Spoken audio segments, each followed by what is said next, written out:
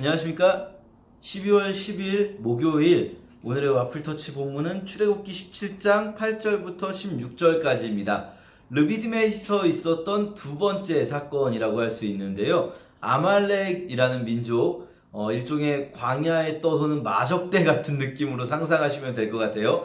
그들과의 전쟁 이야기입니다. 아주 유명한 이야기이죠. 아말렉과 전쟁을 하는데 모세는 이제 나이가 많은 리더로서 후방에 있고, 전방에서 나가 싸우는 것은 모세의 옛날로 치면은 마치 중세시대 기사의 종자 같은 모세의 수행비서인 여호수아가 장군으로서 전쟁을 하는 겁니다.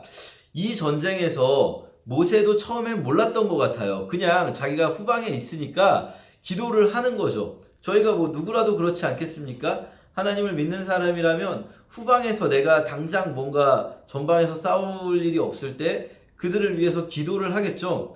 그런데 모세가 기도를 하다 보니 손을 들고 기도를 할 때도 있고, 손이 저리면 손을 내릴 때도 있겠죠. 저희가 아무리 은혜를 받는다고 해도 손이 안 아프진 않죠.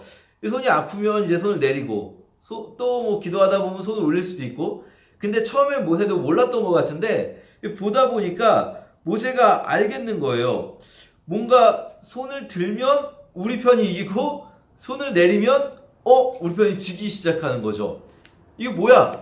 싶었겠죠? 뭐야? 이기네? 지네? 이기네? 지네? 막 이렇게 하다가 보니까 모세가 큰일 난 거예요. 손을 계속 들고 있어야 되겠는데 손을 계속 들고 있자니 손이 너무 아픈 거예요.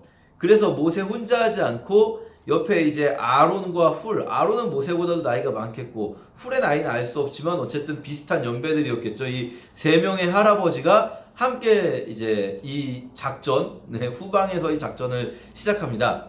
제가 예전에 어떤 교회에서 이 모세의 기도를 본뜬, 모세와 아론과 훌의 기도를 본뜬 기도회에 갔었는데, 거기서 이제 이렇게 기도를 한 사람이 하고 양옆에 있는 두 사람이 이렇게 잡고 기도를 하더라고요. 이러면 셋 다 힘듭니다.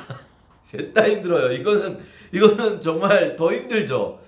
지금 그렇게 하는 게 아니라 잘 읽어보시면 돌을 구해다가 모세를 의자에 앉혀놓고, 모세는 앉은 채로 손을 들고 있고 훌과 아론은 양쪽에 서서, 그러면 모세의 손이 한 요쯤 오지 않았겠습니까? 그럼 모세의 손을 이렇게 잡고 있는 거예요. 이렇게 잡아주는 게 아니라 이렇게 잡고 있는 거죠. 모세의 손을 양쪽에 서서. 모세는 앉아서 손을 들고 있고, 그래야 이제 힘이 덜 들겠죠.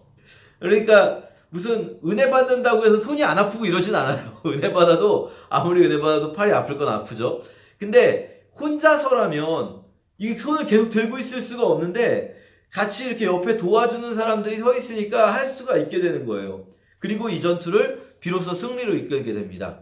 이 전투에서 사실 저희가 보게 되는 건 명백한 몇 가지 지점들이 있는 것 같아요. 첫째는 동역자가 필요하다는 거죠. 앞에서 싸우는 여호수아도 필요하고요. 뒤에서 기도하는 모세도 필요하고요. 또 모세의 기도를 돕는 이들도 필요하고 여호수아의 전투를 돕는 이들도 필요해요.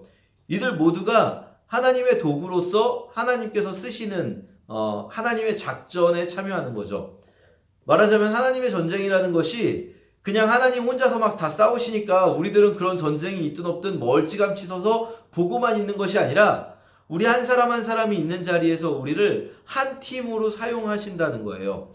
나 혼자 다 할 수 없다는 겁니다. 모세가 리더이지만 모세 혼자 이 모든 일을 다 할 수가 없어요. 우리가 이 뒤에 나중에 보게 될 백부장 세우는 그런 사건들도 사람들의 사이에 리더를 세우는 거죠. 자기가 혼자 다 하는 게 아닌 거예요. 동역자들이 필요합니다.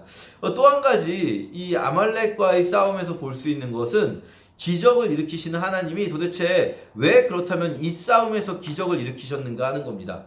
모세가 기적을 일으켜달라고 기도를 해서 기적이 일어난 게 아니라 모세는 오히려 그냥 기도하고 있었는데 하나님이 의도적으로 기적을 보여주신 거예요. 지금 모세가 손을 들었다가 내렸다가 할 때마다 모세가 하나님 제가 손을 들면 이기게 해주시고 내리면 지게 해주세요 기도한 게 아니라 그냥 그런 일을 하나님이 의도적으로 하셨다는 거죠. 왜 하셨을까? 생각을 해보면요. 그럼 매번 하나님이 전쟁을 할 때마다 이런 기적을 보여주시나? 아니에요. 앞으로 모세가 백성을 이끌면서 아랏 왕과도 싸우고요. 몇 번의 전쟁을 하게 되는데 그때마다 이런 기적이 일어나지 않습니다. 사실 기적은, 모세의 전쟁에서 기적은 지금 이 사건이 거의 가장 중요한 기적이에요. 앞으로 모세는 여러 차례 백성을 이끌고 광야 생활을 하면서 마적대들과 싸우겠지만, 또 여러 나라들과 싸우겠지만, 그때마다 하나님이 매번 기적을 일으켜 주시진 않아요. 마찬가지로 여호수아의 전쟁에서도 첫 번째 전쟁에서, 여리고성 전쟁에서 놀라운 기적을 보여주십니다. 지금 이 사건, 아말렉과의 싸움이 출애굽 이후 모세가 백성을 이끌고 일어난 첫 번째 사건인 거죠. 첫 번째 전쟁이에요. 첫 번째 전투에서 기적을 보여주신 거죠. 모세의 첫 번째 전투인 아말렉과의 싸움, 오늘 본문과 또 여호수아의 첫 번째 전투인 여리고성 점령전에서 하나님이 기적을 보여주셔요. 하나님의 의도적으로. 물론 나중에 여호수아가 기도할 때 기적을 보여주시기도 하지만, 지금 이 첫 번째 싸움에서는 하나님이 주도적으로 기적을 보여주시라는 거죠. 왜 그럴까 생각해 볼 때, 이런 생각을 해볼 수 있을 것 같습니다. 앞으로 싸움들이 많이 있을 거예요. 광야 생활을 하면서 싸움이 많이 있을 때, 그때마다 매번 기적 같은 일들이 벌어지진 않을 수도 있어요. 그래도 이 첫 번째 경험을 통해서 명확히 알라는 거예요. 앞으로 벌어질 싸움들의 주인은 너희가 아니라 나다라는 거죠. 앞으로 너희가 광야 생활을 하면서 여러 싸움을 하게 될 텐데, 그때마다 겉으로 보기에는 니네가 싸우는 것 같지만 실제 너희의 싸움의 승패는 너희의 군사력이나 너희의 전쟁 능력에 달린 것이 아니라 나에게 달려있다. 나 여호와에게 달려있다라는 것을 이스라엘 백성들에게 알려주시는 거예요. 그래서 이스라엘 백성들은요, 앞으로는 이제 실제로 기적이 있고 없고를 떠나서 우리 눈으로 보기엔 그냥 우리가 싸운 것 같아 보이는 그런 싸움에서 일지라도 이 싸움의 주인은 하나님이라는 사실을 잊지 않게 되는 거죠. 저희도 우리의 일상을 살아가다 보면요, 어떤 때는 하나님이 기적 같은 일을 보여주시기도 하지만 사실 대부분의 경우에는 별다른 일이 일어나지 않는 경우가 훨씬 더 많습니다. 그래도 우리가 잊지 말아야 할 것이 있어요. 전쟁은 여호와께 속한 것입니다. 우리 눈에 보기에는 하나님이 기적을 일으켜 주실 때만, 그때만 하나님이 개입하시는 것 같고, 그렇지 않을 때는 하나님의 개입 없이 하나님은 멀찌감치 떨어져 계시고 나 혼자 이 싸움을 싸워나가야 하는 것 같아 보일지 몰라도, 전쟁은 여호와께 속한 것입니다 라는 고백이 우리에게 있어야 합니다.